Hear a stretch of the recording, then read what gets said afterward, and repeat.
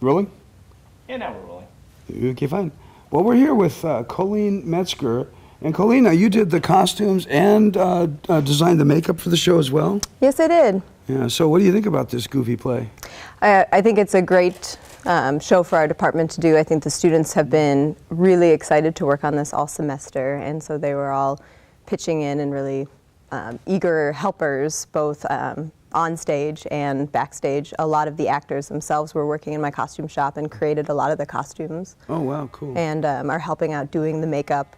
A lot of the actors in the play are, backstage helping put on wigs, helping do makeup. You know what I didn't do is turn off my phone. This is really dumb. But I'll do that now. Boy, what a fool I've been. Let me put it on airplane mode. Not that we're on an airplane or anything, but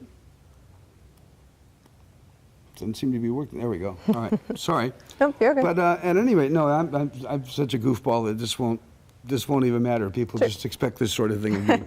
But so now you've had like a lot of the students kicking in and sewing and designing with you? Yeah, this was a really large show for our department, and the students were great about coming in and helping out in the costume shop. I have a costume construction class right now, and cool. 5 of them built some of the full costume. So let's see, Kemp's entire outfit was built by students in that class. Bacon's entire outfit was built by students in that class. Wow. And so many of the actors have been coming in and helping because they know, we need notes done. So even if they're not experienced sewers, they've been coming in to help out however they can, which has been great. You've got like books on design to look back at Elizabethan England. How did you? What did you take from to create your zombie makeup? The zombies, we actually wanted to move away from sort of the traditional zombies that you see in TV with the blood and the skin rotting off. Yeah. And we kept going back to the fact that the word afflicted is used throughout the script and not the word zombie at all, so they could sort of be our own creation.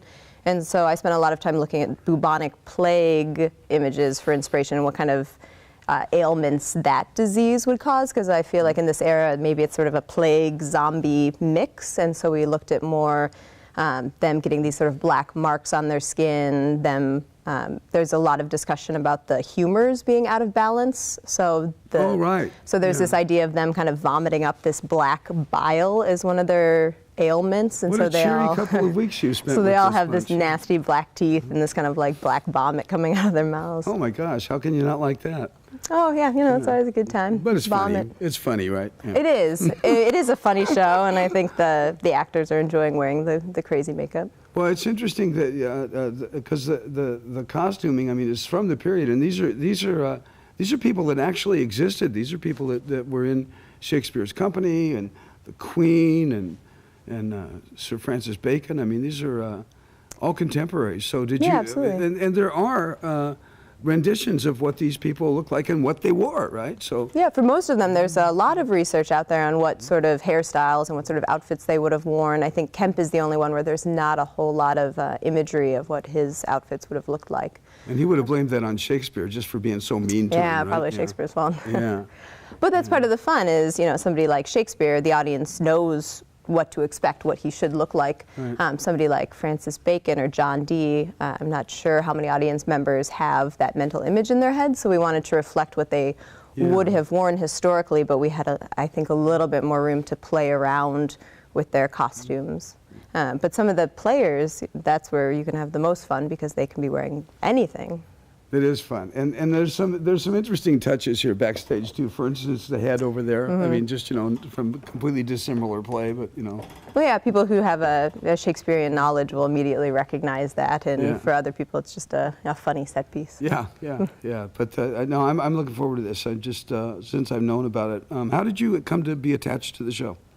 I'm attached to all the shows because I'm kind of in charge of designing them unless I decide to assign a student to design them. And you do that occasionally, assign a student to design we had a student design Twelfth Night on this facade set last semester. And so every once in a while there's a great opportunity for a student designer.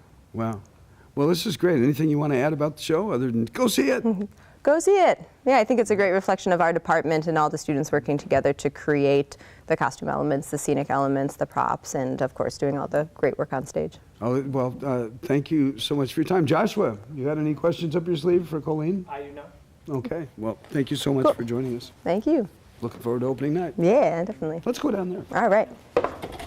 And Ron, if you want to stand just like right there with that skull, with that head there, and say thanks for watching, whatever. Let me just refocus real fast.